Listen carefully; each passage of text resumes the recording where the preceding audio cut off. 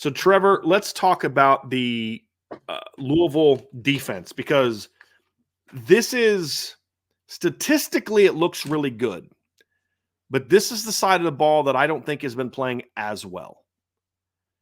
And you're going against a Notre Dame offense that has not been playing all that well in most games. Doing enough to win in certain games, but not, you did enough to beat A&M on offense, but you didn't drive the victory. That was driven by the defense.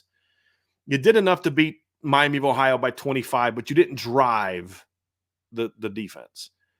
And then, of course, when you talk about the other game, that's just, it's bad. But anyway, they did play great against Purdue. Okay, but that's 1 out of 4. That's the anomaly so far.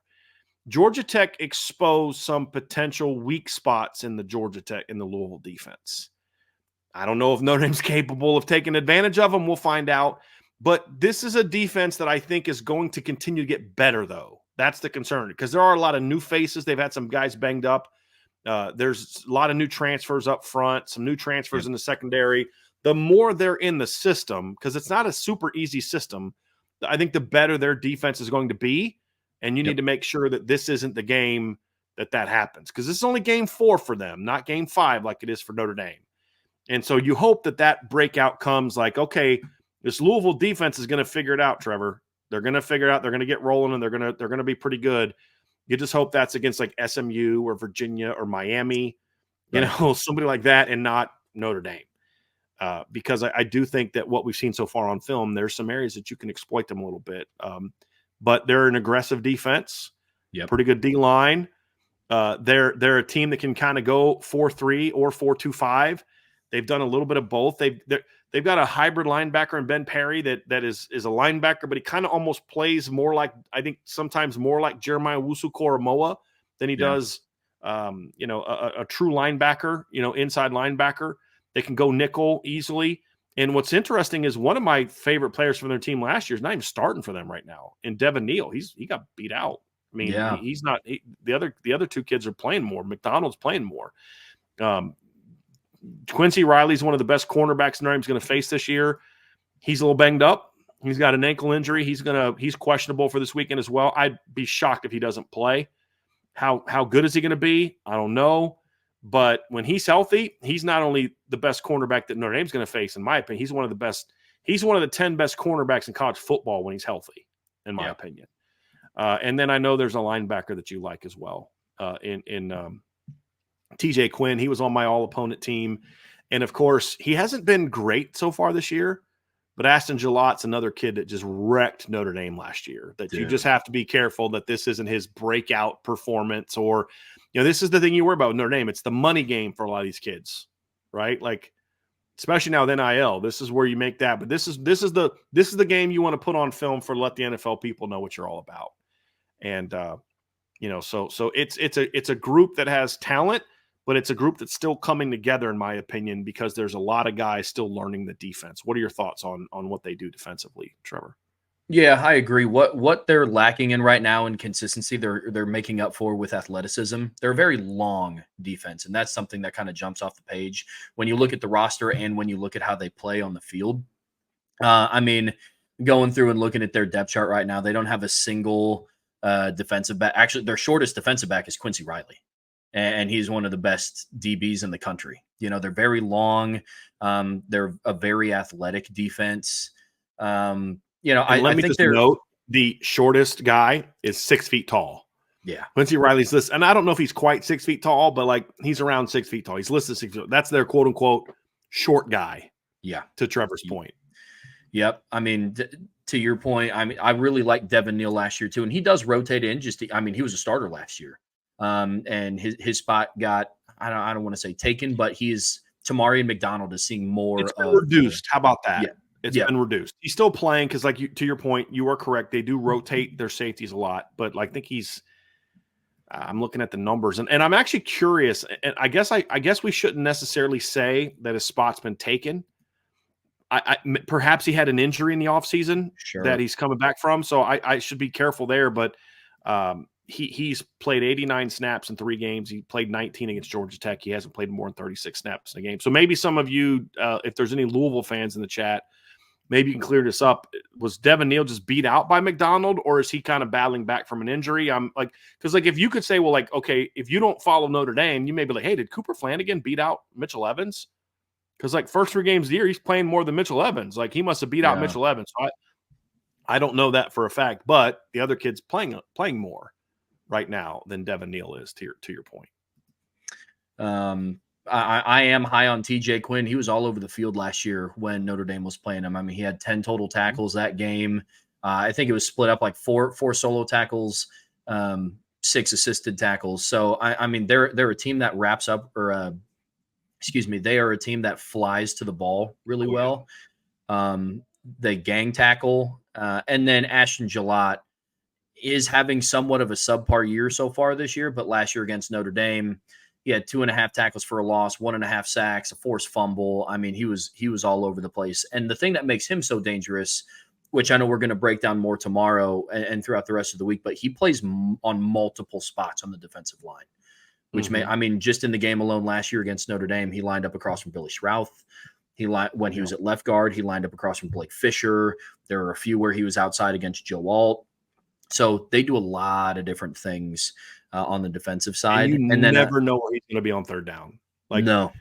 To your point, like you don't know, he could be a nose on third down on one snap, and the next series he's coming off the edge, and then he's going to go off the edge and then twist, start at the nose and then twist. I mean, yes, you nailed that. They're going to do a lot of things, and that's where I think Alex English does a pretty good job. It's also why at times they can really get gashed. Because if you can get a read on what he's doing, you can gash them. But they do a lot. I mean, flying the safeties down. They do a lot of line games, a lot of hard slants, which can create a lot of tackles for loss. But if you block it correctly, you can also hit them on a cutback. And we're talking a lot about best on best. I mean, I think this is on one hand, you have Jeff Brom, who's a genius offensive mind, versus Al Golden, who's a really good defensive mind. And now you also have Mike Denbrock, and there's a lot of fans out there that are kind of waiting for him to open it up and say, like, hey, like, where is this Mike Denbrock that we've been hearing all offseason about? Now is going to be a really good time because this Louisville defense does a lot of stunts up front, and they do a lot of different line games. And I think it's going to be interesting to see how Mike Denbrock starts to get Riley Leonard in a rhythm and how he's going to start creating running lanes for Jeremiah Love and for Jadarian Price, and honestly, and for Riley Leonard, because I know we touched on it a little bit, but Louisville is susceptible to giving up yards to the quarterback. I mean, Haynes King was the leading rusher for Georgia Tech last Saturday. So there's going to be a lot of different things, and I'm going to be interested to see how they do it. But the thing that stands out to me about Louisville's defense as a whole, they gang tackle very well. They fly to the ball. They are very athletic. They're a long defense, especially once you get up here to the second level. Tramel Logan is 6'4".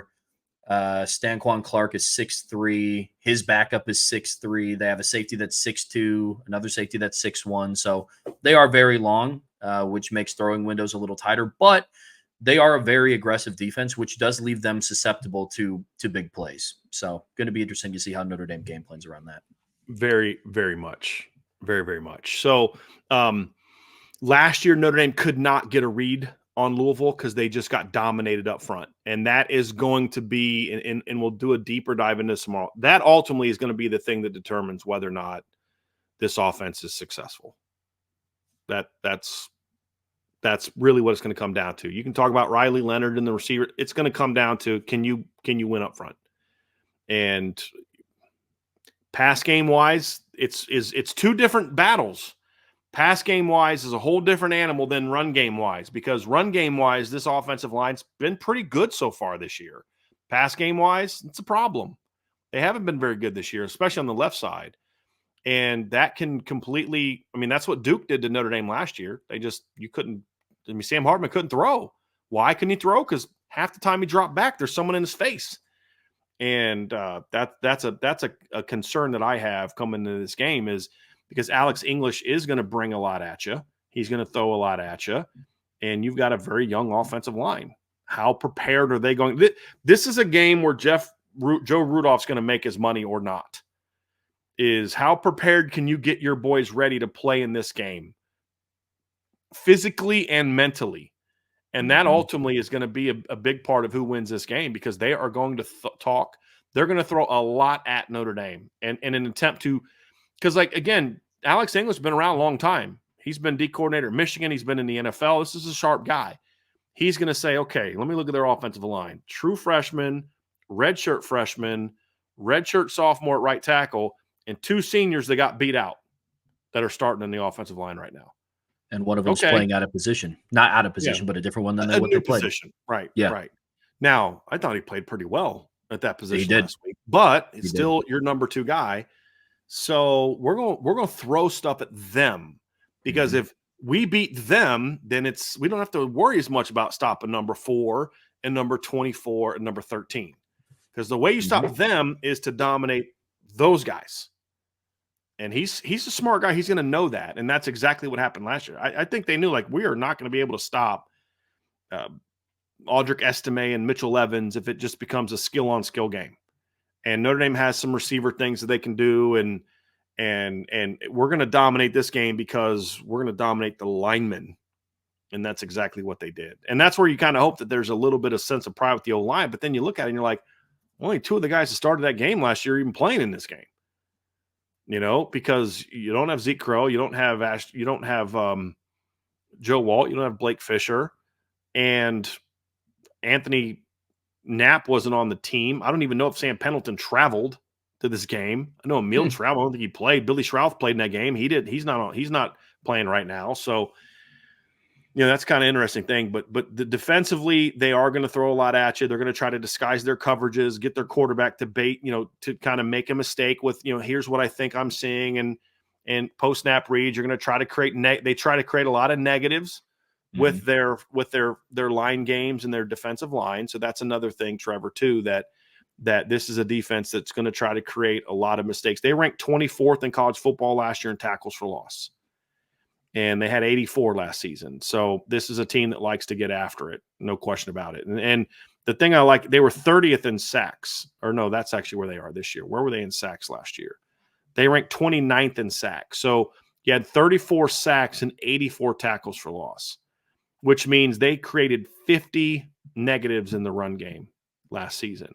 Notre Dame last season had 75 tackles for loss and 31 sacks, which means they created only 44. So that's kind of how I look at that is what are you generating in that regard? The year before, Notre Dame was a little bit better about that, but that's a big key too, is there's a lot of run game minuses that they're going to create because of how aggressive they are with their line games, and they've got defensive linemen that they let attack. Yep. And that's a big part of it. So again, this is a well-coached football team. This is a good football team. This is a football team that Notre Dame should beat, in my opinion. But this is a team that if you are going to beat them, you are going to have to earn the heck out of it because they're not going to lay down and die. Like the only game that I thought were last year where Louisville just came out and you're like, who the heck is this team? Was the Pitt game, in my opinion. And I mean, they lost to Kentucky by a touchdown. They battled Florida State, but Florida State just overwhelmed them in the trenches. Yep. And the bowl game I don't care about. But what was the Pitt game? When did that happen? So a week after they smacked Notre Dame. That was a classic letdown game. You know, we just earned this huge win over Notre Dame, and we're going to go play this Pitt team that sucks, and they just walked through it and got beat. But this is a team that, other than that, you got to earn a win over them, and Notre Dame is certainly going to have to do that because, like I said, it's a well-coached football team. Are they as well-coached defensively as they are on offense? No, they're not. They're not. But I would argue that their talent level might be just as good, and it's even better in the trenches. Like the only spot on offense that I look at and say there's not a lot of talent there is the O-line. I don't like that O-line. It's not as good as I thought it would be. Defensively, it's more like I don't like this particular DB or that particular linebacker as much. But as a whole, I actually like their top to bottom talent on defense. It's just a lot of new guys, I think, learning a system. You know, I think over half their D line is transfers. You know, they got a couple transfers in the secondary. It's guys that are learning new stuff, and they're going to keep getting better and better and better. No doubt about it. 100%. I agree. I keep saying Alex English. It's Ron English. Alex English was a basketball player. I don't know why I keep saying Alex English. It's Ron English. Okay. Yeah. The name sounded familiar. I was like, Alex English. No, Ron English. Alex English is the former guard of I think he was the Nuggets. I think is who he played for. but back in my day. But yes, Ron English is the name Gotcha. of the coordinator. Well, good deal. I mean, the chess match between Mike Denbrock and Ron English is going to be a lot of fun to watch on Saturday. I mean, it's for me, I just like watching ball, man. Like I like watching a good game, and we went about and talked about it earlier that there's going to be a lot of best on best, and I think that also starts working its way up the ladder once you start talking about the coordinators. Obviously, I know what I want the outcome to be for this game, but it's going to be awesome to see this little chess match that's going to go back and forth between Jeff Brom and Al Golden and Ron English and Mike Denbrock. It's going to be a lot of fun. Trevor, I think when we kind of wrap up this segment, I think your point right there is great because you look at it from the standpoint of Marcus Freeman has a lot to prove as a head football coach when it comes to the head football coach part Monday to Friday and then on Saturday. The recruiting part, he nails. The being someone who represents the university with class and grace, he nails. He might even be better at that than he is at recruiting, and he's great at recruiting. Yeah. It's can you prepare your team at an elite level for moments like this? When you get in game, can you push the buttons that need to be pushed to help you win football games? And that's not been a strength of his so far. This is one of those moments on top of everything else we talked about, looking at it strictly for Marcus Freeman and this coaching staff. This is one of those ones where you're going to have to show your worth as a football staff in a preparation standpoint, because football games are won on Saturdays, but the foundation that's like people, football games are won and lost Monday to Friday. No, they're not. They're won and lost on Saturday. You don't play on unless your game is, you're a MAC team and you're playing on a Wednesday night. You know what I mean? But like, Sure, they're won and lost on game day, but the foundation of the preparation goes into how you play on that game day and whether you win or lose. And if Marcus Freeman can get his team ready to play this game, and they can go out there and go toe to toe from a coaching standpoint, like you were talking about, that sends another statement and makes another statement that I think takes maybe some of the heat that's on Marcus Freeman, fair or unfair, off of it. Because, like, look, guys, he went toe-to-toe with one of the best in the business, and they were the better coach team and the better prepared team as well as the more talented team. And if you don't, and you get out-coached again, even if you win, but you just like, yeah, Notre Dame won because they had better players. And if you give Jeff Brom, I don't want to hear this, man. If you gave Jeff Brom Notre Dame's roster, blah, blah, blah. You don't want to hear that. I mean, it's true. I would love to see Jeff Brom with Notre Dame's roster. But what I'm saying is you want to see Marcus Freeman say, yeah, but Marcus Freeman does a lot with Notre Dame's roster too. You know what I'm saying? And that's what I hope we're talking about coming out of that game. If we're talking about that, Notre Dame wins, not even a question.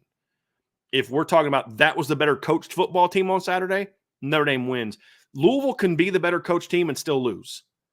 Notre Dame can't because of where the rosters are. Now, that may not be true in 2 or 3 years after Jeff Brom, and if they're able to kind of recruit their way. He's still in year 2, and he inherited a not great roster from Scott Satterfield, right? Sure.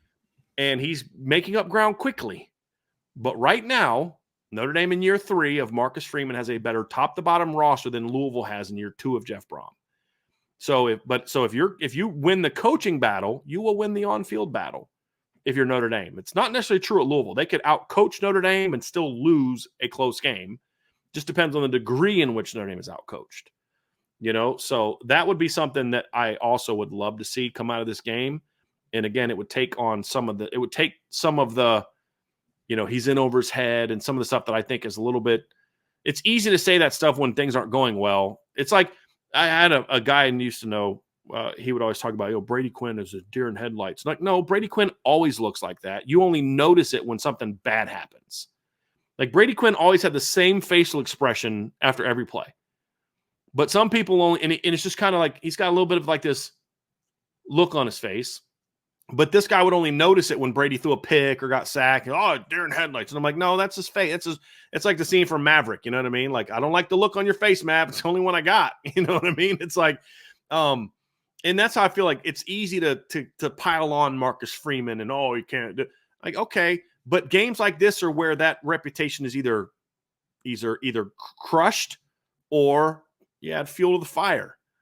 And that's where it comes down to. Is because you outcoach this team, you accomplish something. There's no question about it. And that's something I'm looking forward to on Saturday, Trevor. Yeah, it shows that you as a head coach took the proper steps that you have been talking about, that we have all been hearing about, of I'm going to go and self-reflect and look in the mirror and dissect how we get ready for games. If you go and thoroughly outcoach a very well-coached Louisville team that has a good amount of talent, if you go out and do that, I think that's going to give a lot of the fans what they've been wanting to see, right? Because, like, I think that's why a lot of people left the Miami of Ohio game so unsatisfied. Yes, Notre Dame won by 25 points. And yes, they didn't allow a touchdown, but it just didn't feel like it because the things that we had been hearing didn't come to fruition. And Marcus Freeman has a really good opportunity to put a lot of those things to rest, that, yes, I can get this team prepared. And yes, I can get this team prepared for a home game and against a really good coaching staff. So I'm excited to see it, man, from top to bottom. Like I said, I am a sucker for a good chess match, like seeing what Mike Denbrock's going to do, and then you see what Ron English adjusts to it, and then you see what Mike Denbrock adjusts to the adjustment. I'm not going to get too tangled up here, but I like seeing that thing. That's one of the reasons why I love watching football. And regardless, I think the product on the field on Saturday is going to be awesome. So. Well, Trevor, that's going to do it for today's show. 5 o'clock tonight, IB Nation Sports Talk. So, Trevor, he made his commitment to tomorrow's show. We will go live at 1 tomorrow. We went later today because I was still getting caught up on work, and I'm still not caught up on work I needed because yesterday was spent on that breakdown of the pass offense. But we'll be back on track tomorrow, 1 o'clock, at IB Nation's podcast. And then, of course, Thursday, Trevor, Ryan, and I will all be together, and we will talk about the keys to victory for Notre Dame to win this game, offense, defense. We'll make our predictions. Then, of course, Bill Bender and I will go live at 2 o'clock to preview the biggest games of the weekend. So make sure that you are locked into all those, and that's why you need to make sure that after you've hit the like button that you've hit your notification bell for our podcast. It'll let you know when we go live. Also, make sure you're signed up for our message board at boards.irishbreakdown.com. We almost always post the links to our shows there. Sometimes, like, I don't know, today, we're not always there, but normally they are, which you can find all of that stuff at boards.irishbreakdown.com. And of course, Trevor's we're going to have we're going to start pumping out Louisville articles at irishbreakdown.com here moving forward the rest of the week as well. So you're going to get plenty of that talk, and we'll have a lot to discuss in tomorrow's midweek rundown. And of course, Trevor, it's going to be your first buy, sell, hold tomorrow also. It is. Correct? So I'm excited about that. So make sure on the message board, that's for premium members only, boards.irishbreakdown.com. Make sure you go there and leave a submission, a buy, sell, hold. It's not a question. It's a submission that we're either buying it, we're selling it, or we're holding it. And we'll do that tomorrow after we do our Louisville Notre Dame breakdown. So check all that out at boards.irishbreakdown.com. Thanks for being with us today. And if you like what Trevor brings to the table, I don't know, in about 24 minutes, Trevor, I think you're going to be on with Sean Stiers on IB Nation Sports Talk tonight, talking more Notre Dame football. So y'all aren't going to get any more of me today, which is probably a good thing. But you can get more of Trevor tonight at 5 o'clock with Sean Stiers at IB Nation Sports Talk. So check that out, everybody. Have an awesome rest of your day, and we'll see you guys again tomorrow, 1 o'clock, on the Irish Breakdown Podcast.